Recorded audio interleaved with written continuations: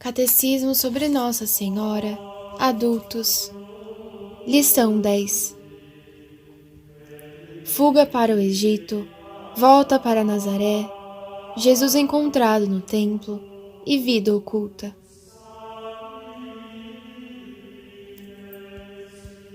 Nota: a vida de Cristo divide-se em duas partes. Os 30 primeiros anos, passados em maior parte na solidão de Nazaré, formam o que se chama a sua vida oculta. Os 3 últimos formam a sua vida pública, durante a qual pregou o Evangelho, provou sua divindade por seus milagres e estabeleceu sua Igreja, o reino de Deus sobre a terra. 275. Onde se retirou a Sagrada Família depois da apresentação de Jesus e da purificação de Maria?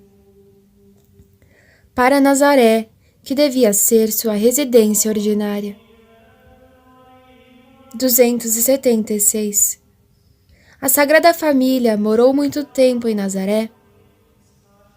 Não. Um anjo, aparecendo em sonho a São José, disse-lhe: Levanta-te, José, toma o menino e sua mãe e foge para o Egito, pois Herodes busca Jesus para matá-lo. José, com Maria e Jesus, fugiram logo e conseguiram escapar ao furor do crudelíssimo rei dos judeus. 277. Por que Herodes procurava matar o menino Deus? Porque esse príncipe ímpio, cruel e invejoso temia perder a coroa. Julgava que o novo rei dos judeus, de quem os magos lhe noticiaram o nascimento, havia de derrubá-lo do trono mais tarde. 278. Porque o Egito foi escolhido de preferência a qualquer outro país para servir de refúgio ao menino Deus? Sem dúvida, por estar aquela terra estranha mais ao alcance de São José. Colocada diretamente sob o poder romano, achava-se completamente fora da jurisdição de Herodes. O deserto protetor da Arábia pétrea separava da Judéia. 279. Porque a ordem de fugir foi dada a São José e não a Maria? Porque José era chefe da família e a ele competia mandar, e para que Maria praticasse a obediência. 280. De que modo Maria recebeu esta ordem do céu? Com humilde submissão e como princípio da perseguição predita pelo santo velho Simeão.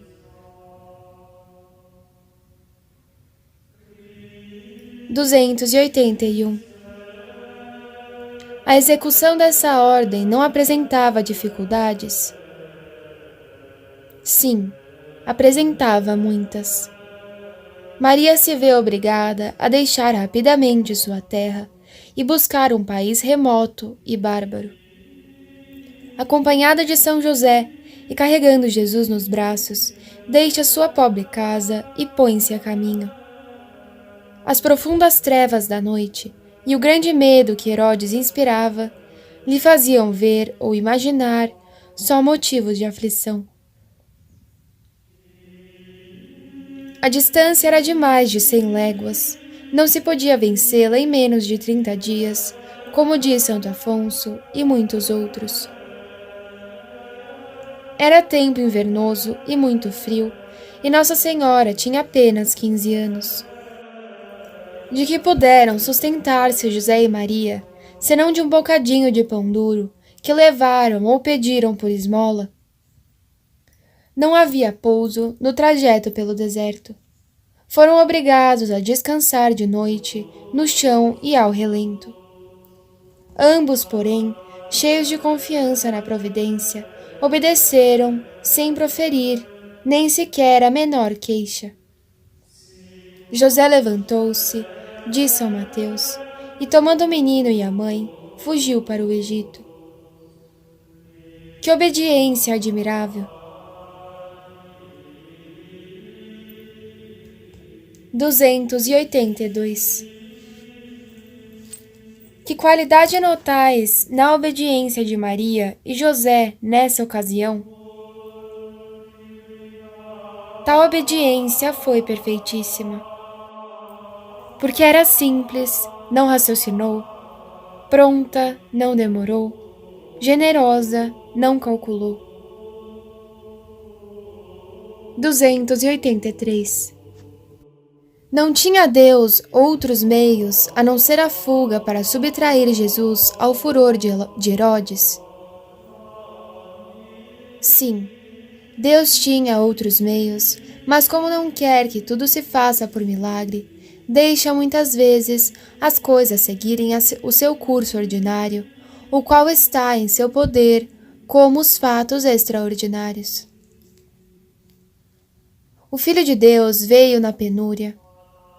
Para se conformar a este estado, submeteu-se voluntariamente aos acontecimentos ordinários da vida humana.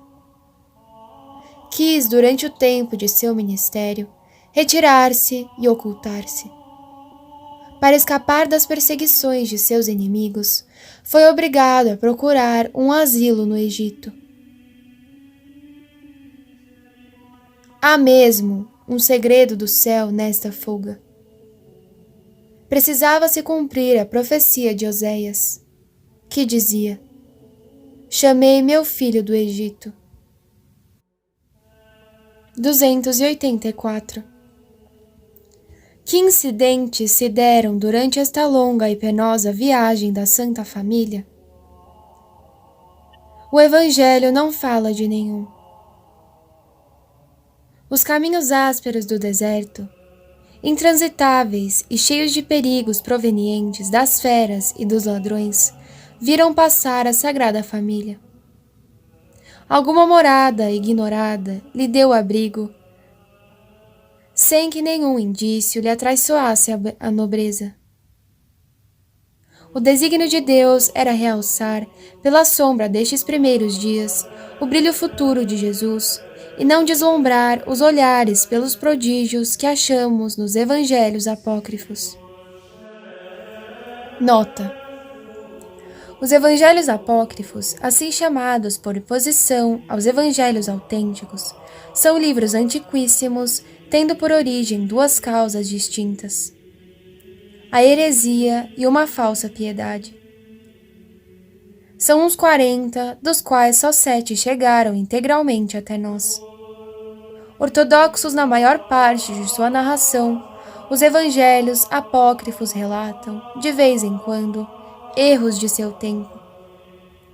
Nenhum deles contém o curso inteiro da história evangélica. Contentam-se em expor a história quer da infância, quer da vida oculta, quer da paixão do Senhor. Apesar de serem apócrifos, estes escritos têm sua utilidade. E assim, por exemplo, que longe de lançarem uma dúvida sobre a autenticidade dos 4 evangelhos admitidos pela Igreja, fazem salientar mais ainda seu caráter original e divino. Contudo, nunca a Igreja os considerou como livros inspirados e não permite que se lhes dê a mesma autoridade que a Sagrada Escritura. Em vão, os grandes pintores italianos imortalizaram essas lendas. Os dragões do deserto prostrados diante de Jesus, os leões e os tigres, acudindo para adorá-lo. Debaixo de seus pés, a areia brotando flores, como os rosais de Jericó, e as tamareiras curvando-se para oferecer seus frutos aos fugitivos. Tão graciosas pinturas são apenas o produto da fantasia. Nota: Lendas são narrações piedosas que se propagavam na Idade Média e cuja verdade não se baseia em monumentos autênticos. Sem aprovar tais narrações, a Igreja não as rejeita de modo absoluto e deixa plena liberdade para aproveitá-las como histórias edificantes.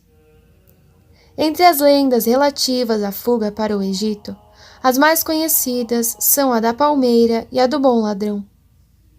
Eis a primeira. Um dia, a Santa Família, fatigada de uma longa viagem, parou à sombra de uma palmeira a fim de descansar um pouco. Apertada pela fome e notando os cocos dourados acima da cabeça, Maria sente que não estejam ao alcance das mãos. Jesus vê o desejo de sua mãe e comove-se. Dirigindo-se à palmeira, diz: Curva-te, bela palmeira, alimenta minha terna mãe com suas frutas. A estas palavras, a árvore reconhece a voz de seu Criador. Inclina a coma e Maria colhe tantas frutas quantas deseja.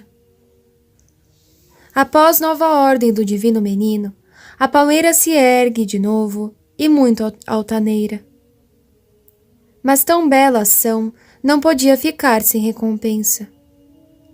Jesus continua: Dora em diante, quero que a palma seja o símbolo da vitória e brilhe eternamente nas mãos de todos aqueles que triunfarem sobre a terra nos santos combates da virtude. Apenas acabou, veio um anjo que cortou uma folha da generosa palmeira e a levou logo para os céus. Por um novo prodígio deste menino divino, a fugir diante de sua criatura, uma fonte brotou ao pé da palmeira, a fim de refrescar os viajantes. Esta lenda inspirou a Albano, célebre pintor italiano do século XVII, um de seus mais belos quadros. A lenda de Dimas, o bom ladrão, encontra-se com algumas variações nos evangelhos apócrifos e num grande número de escritores eclesiásticos. Ei-la segundo Santo Anselmo. Dimas já era salteador no tempo em que a Sagrada Família fugira para o Egito através das solidões da Arábia. Encontrando um dia os fugitivos, ficou tocado pelo encanto sobre-humano do Salvador. Convidou-os a abrigarem-se na sua caverna e mandou preparar-lhes um jantar. Ora, Dimas tinha um filho leproso. Sua mulher preparara um banho para Jesus, e depois de Maria ter banhado o divino menino, a mãe do leproso mergulha nessa água o corpo de seu filho, que saiu repentinamente curado. Este prodígio surpreendeu o ladrão a tal ponto que se prostrou aos pés dos viajantes, parecendo adorá-los. Tomou em seguida o menino Jesus em seus braços e disse: Ó feliz criança, tendes muita graça e poder demais para serdes só filho de uma mulher. Encomendo-me a vós. Quando precisar de vosso auxílio, lembrai-vos de mim. No dia seguinte, a Sagrada Família continuou a jornada e Dimas acompanhou-a até os confins do deserto. 33 anos depois, 2 ladrões foram crucificados com Jesus sobre o Calvário. Um expirava com a blasfêmia sobre os lábios, a raiva e o desespero no coração.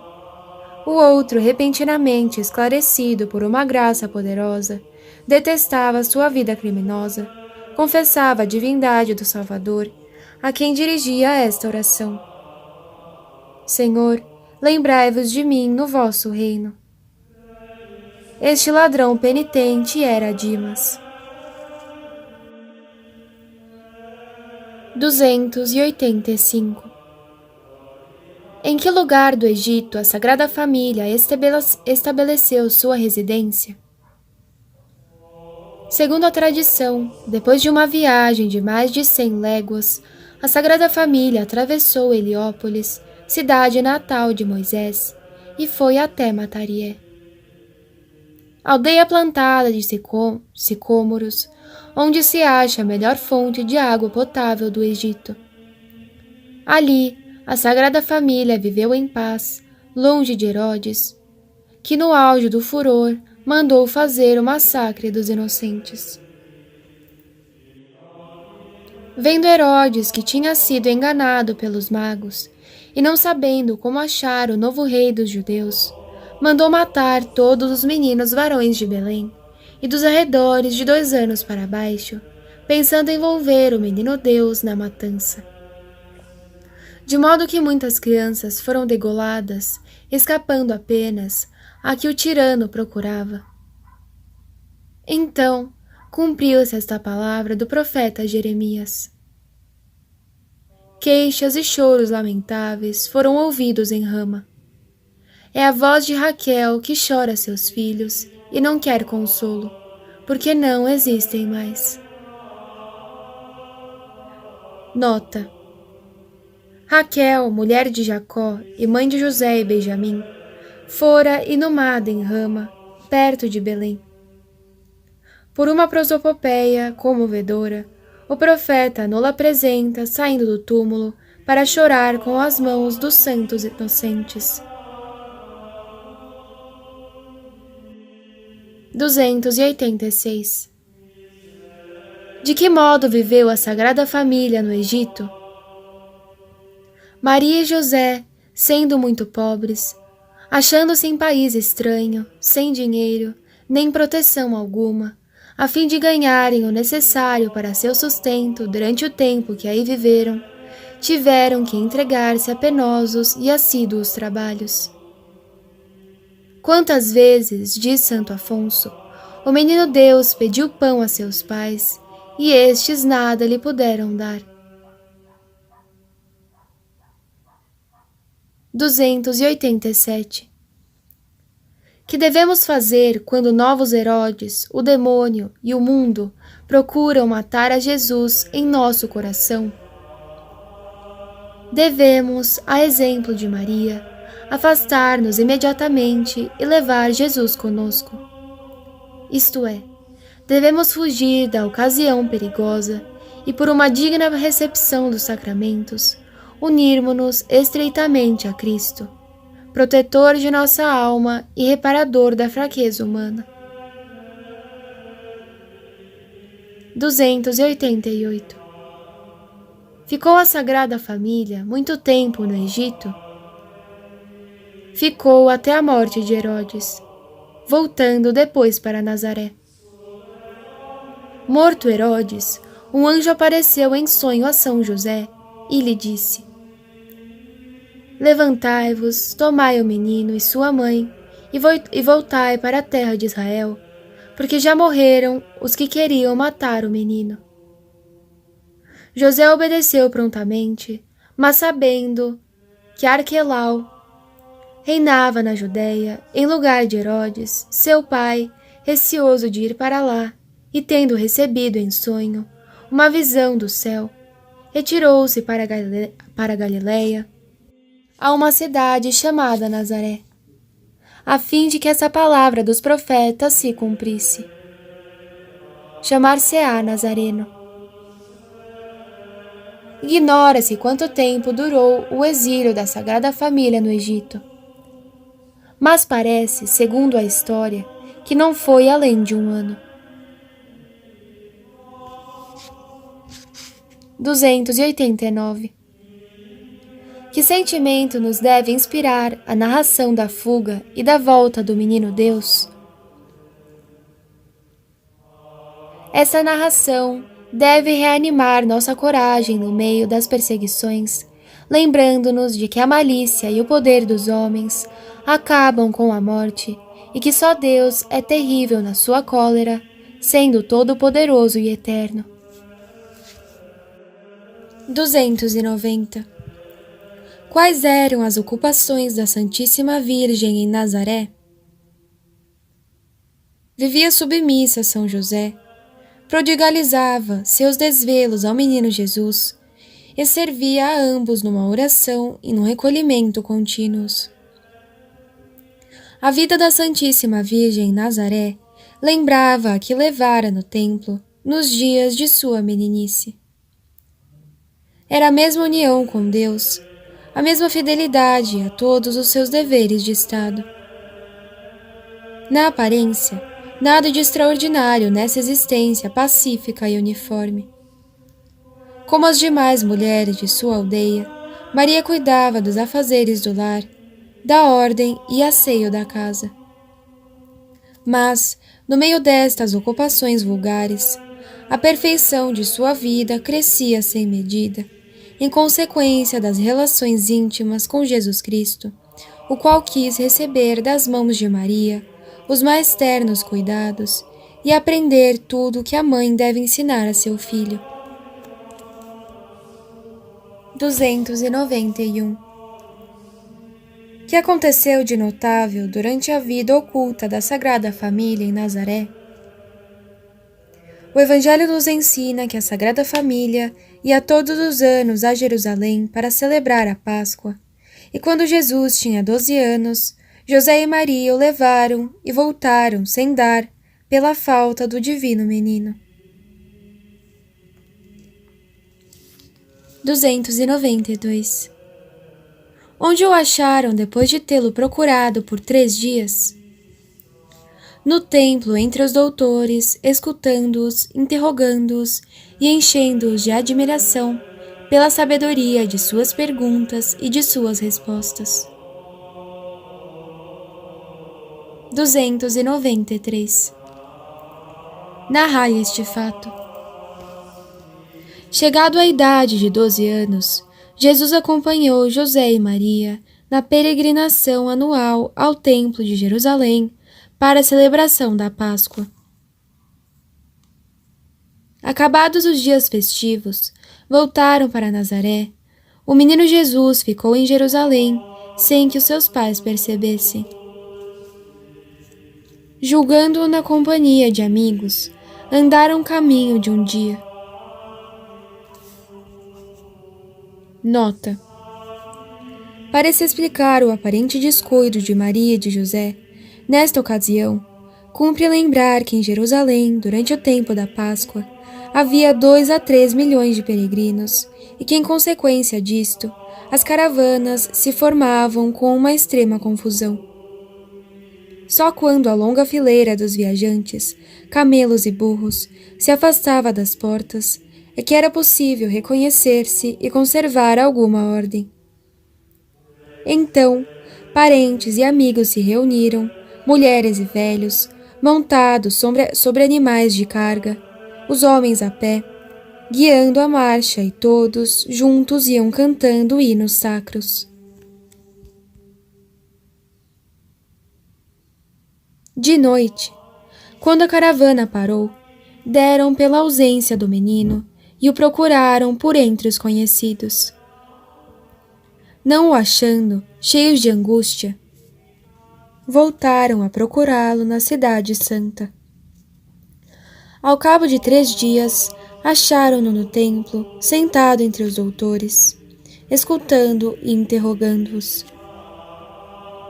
E todos os que o ouviam pasmavam de sua prudência e de suas respostas. E vendo-o se espantaram. Disse-lhe então sua mãe: Filho, por que assim fizestes? Ei-nos ambos que com ânsia te procurávamos.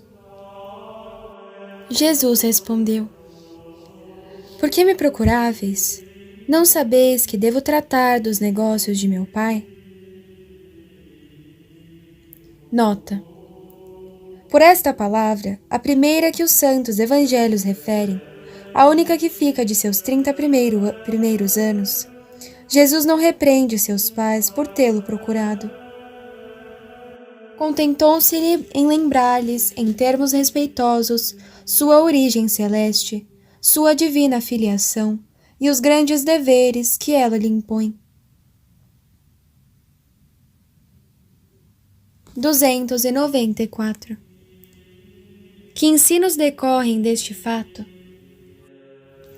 Primeiro, Maria e José mostram aos pais cristãos que devem conduzir os filhos aos ofícios da Igreja e ensinar-lhes a cumprirem exatamente os deveres religiosos. Segundo, a perseverança com que procuraram a Jesus nos mostra o valor inestimável da graça santificante e o cuidado com que devemos recuperá-la se por acaso tivermos a infelicidade de perdê-la pelo pecado.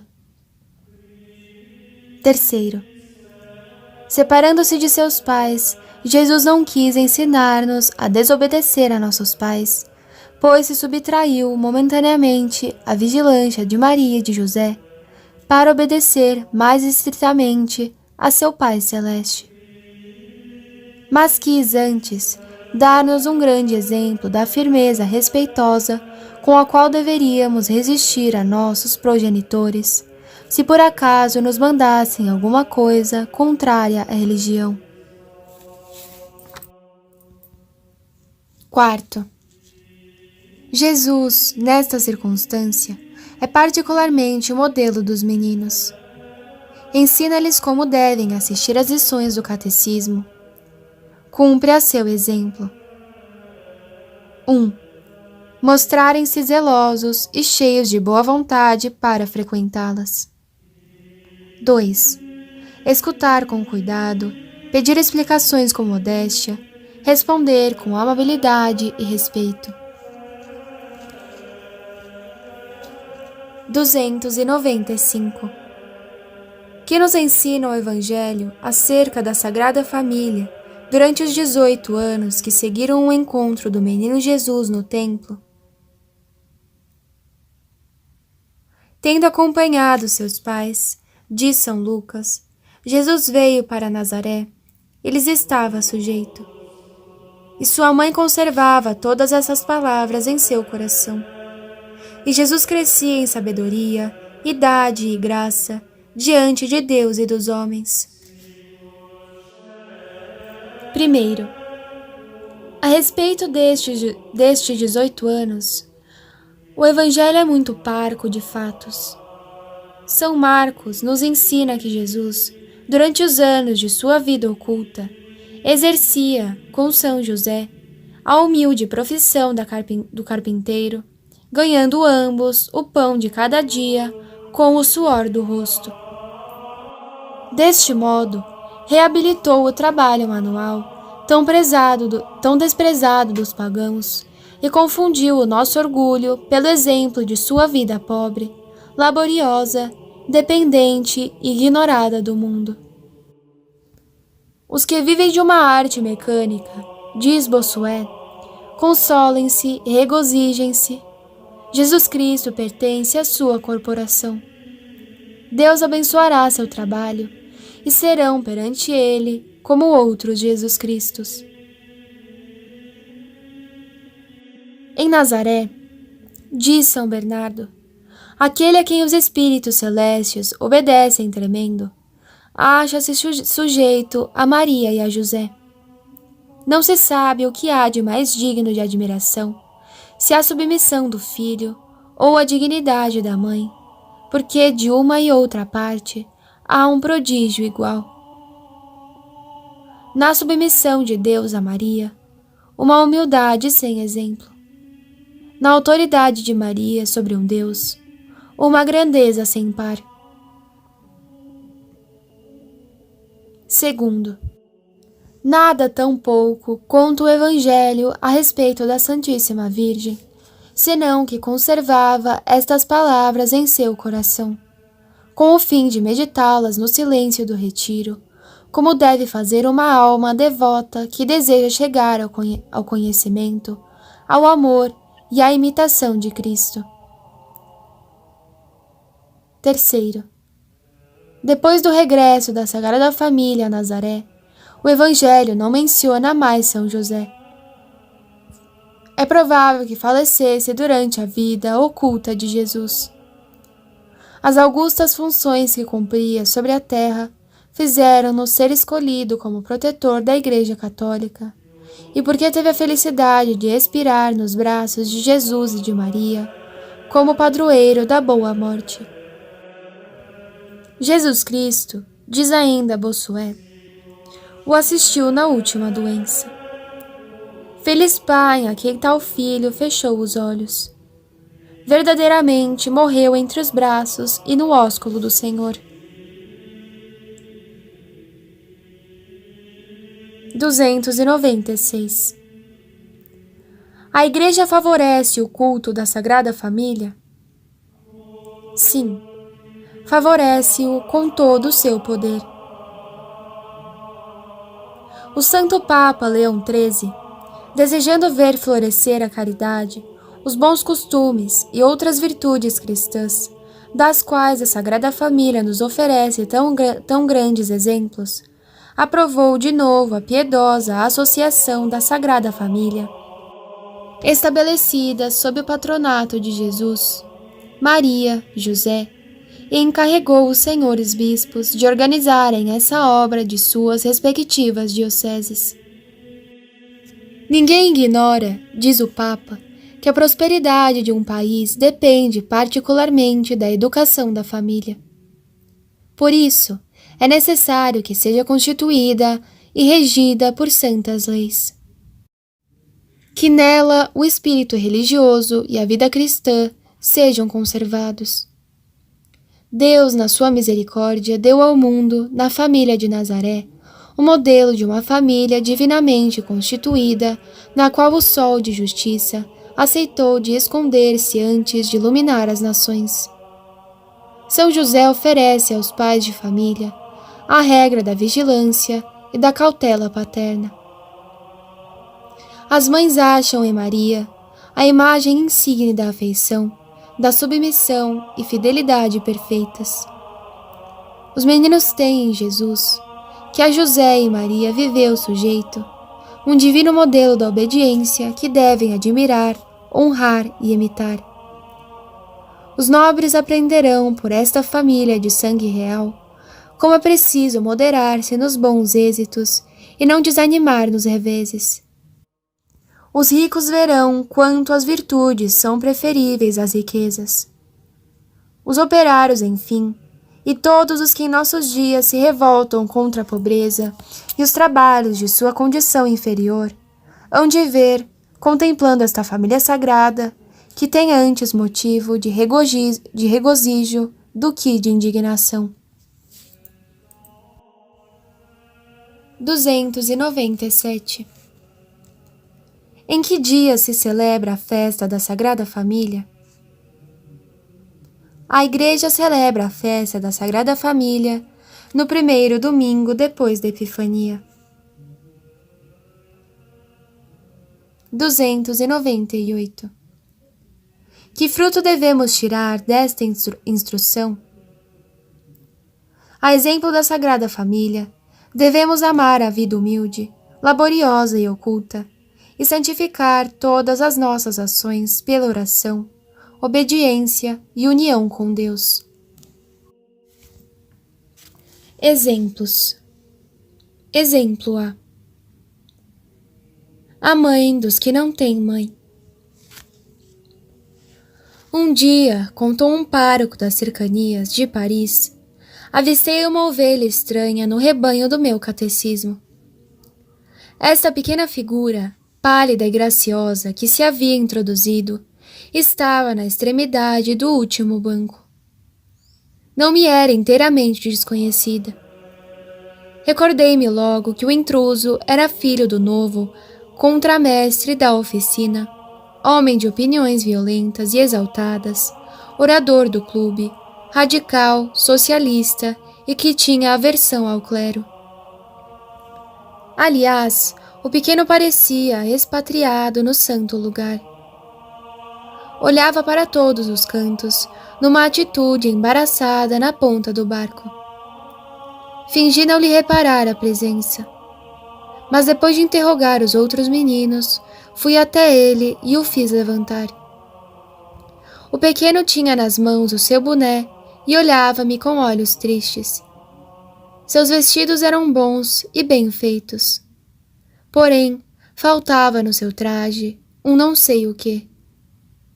Assim adivinhei que lhe faltavam os cuidados maternos. Está frequentando a escola? Disse-lhe. Ouviu falar em Deus? Silêncio, um gesto vago e indiferente. E em Nossa Senhora? O pequeno ergueu a fronte e, de repente, a sua face iluminou-se. Sim, disse-me ele baixinho, misteriosamente. Tenho ouvido dizer que os meninos do catecismo têm uma mãe, a Santíssima Virgem. É por isso que eu venho. Grossas lágrimas lhe corriam pela face, enquanto acrescentou. Eu preciso tanto de uma mãe. Este grito comoveu-me sobremodo, e quando os meus discípulos se foram embora, fiquei só com o pequeno estranho e disse-lhe: Vem aqui, meu amigo, conduzi-lo-ei junto de sua mãe. O pequeno lançou-me um olhar atento e profundo. Sim, meu filho, continuei, levá-lo-ei àquela que lhe fará as vezes de mãe na terra. Conduzi-o à capela que as filhas de Maria enfeitam com piedoso cuidado. E quando avistou a santa imagem, coroada com um diadema de ouro, rodeada de flores e iluminada pelo reflexo das vidraças multicores, exclamou com as mãos postas. Ah, ei-la, como é bela! O Senhor pensa que ela me aceitará como filhinho? Olhe, já tenho outro menino nos braços. Talvez ela não me queira, e eu, se o Senhor soubesse, preciso tanto de uma mãe. Sobretudo desde que estou doente. Está doente, pobre menino? A criança tocou no lado esquerdo do peito e disse: Me dói aqui, me dói muito. Por isso não posso brincar ou correr com os outros. E o médico proibiu-me de ir à escola. Sozinho em casa, sou desgraçado. Meu pai gosta muito de mim, mas ele está sempre fora. Disseram-me que os meninos que aqui vêm têm uma mãe boa e poderosa, e por isso escapei e vim para averiguar se é verdade. Eis aí um dos vossos benefícios, boa mãe, pensei eu. Graças por me enviardes essa criança, que teria perecido na ignorância e cuja voz vai em breve confundir-se, talvez, com os concertos dos anjos. Senhor Padre, repetia inquieto o pequeno, julga que a Santa Virgem me aceitará? Sem dúvida, meu amigo, mas é preciso que o Senhor faça como os meninos que vêm aqui e aprenda catecismo. E dei-lhe um exemplar. Obrigado, Senhor. Hei de lê-lo bem. E não só leu, como estudou com ardor, pois chegou a alcançar os outros e até passar adiante de alguns. Viu-a chegar todos os dias, sempre mais pálido, mais triste, a respiração mais ofegante. Uma manhã não veio. Fui à casa dele, correndo o perigo de ser esbofetado pelo pai. Felizmente, o pequeno estava só. Logo que me viu, mostrou-me o catecismo, colocado perto dele sobre o travesseiro. Estava no leito. Senhor Padre, sei a minha lição. Meu papai ajudou-me a aprendê-la. Será possível? Como foi isso? É que estou fraco, muito fraco. Tenho a visão perturbada e mal posso ler. Estava muito inquieto por causa da lição. Meu pai, vendo que me fazia mal, tomou o livro e repetiu-me sem se cansar, até que eu pudesse decorar sem erro. Eu creio, Senhor Padre, que vou morrer em breve. É preciso, pois, aprender ligeiro. Inclinado sobre ele, ia confortando-o e impedindo-lhe qualquer fadiga. O sussurro de um suspiro contido fez-me erguer a cabeça. O pai estava ao pé do leito. Não chore, pai, disse o doentinho. Vou ser muito feliz se o senhor quiser ajudar-me, como ontem, a aprender o catecismo, porque poderei fazer a minha primeira comunhão e ir para o céu. A Santíssima Virgem me conduzirá. O senhor irá também mais tarde, não é assim, papai? Com a cabeça escondida entre as mãos, o pai ficou mudo e imóvel. Levantei-me e saí sem que me concedesse a maior atenção. Mas isso não me impediu de voltar ali no dia seguinte e quase todos os dias. Encontrei o meu doente só com uma enfermeira que se retirava logo. Algumas vezes o pai entrava bruscamente e tomava sua posição primitiva, encostado no leito, com o rosto escondido e me cumprimentando apenas na saída. O menino enfraquecia dia a dia. As crises, as sufocações eram mais longas e mais frequentes. Sua alma parecia, então, estar tão perto de sair do corpo frágil, que se sentia vontade de estender a mão para reter, como se fez para um pássaro a bater as asas na porta de sua gaiola aberta. No momento em que estávamos sós, o pequeno disse-me: Sabe, senhor padre, o que meu pai disse? Visto que amas tanto a Santíssima Virgem, pede-lhe a tua cura, faz-lhe uma promessa, assim como explica o teu catecismo. Levar-te-ei a Lourdes, a La Salette, a Ponteman, aonde quiseres. Seu pai tem razão, meu menino. É preciso fazer o que ele deseja, disse eu com vivacidade. Não se deve nunca pedir de novo o que se deu. Dei a minha vida a Jesus para que ele me desse sua mãe no céu e para que ela um dia levasse ali meu pai. Será isso muito melhor, senhor padre? Quando poderei fazer a minha comunhão? Foi num dia do mês de maio. Sobre a cama estendera-se uma colcha branca e por cima as primeiras rosas da primavera. Os colegas do catecismo enchiam o quarto. O pequeno comungou e morreu como um santo. Adivinha-se que a graça não esperou esta hora suprema para tocar o coração do infeliz pai. Todas as objeções, todas as negações e todas as chamas de revolta e ódio que o demônio atiçava haviam se desvanecido ao contato do humilde e sublime livrinho que seu filho moribundo, ou antes Maria mesma, lhe havia posto nas mãos. A Santíssima Virgem acabava de fazer dupla conquista, até mais, porque o recém-convertido, tão ardente desde então, e tão eloquente a boa causa como o havia sido para Má, arrastou após si uma grande parte da população operária, pobre gente, menos culpada do que ignorante e iludida. Atualmente, o espírito religioso da paróquia está renovado. E tudo isto pela intercessão de Maria, Mãe amável, Mãe admirável, com o socorro da qual nunca há motivo para desesperar.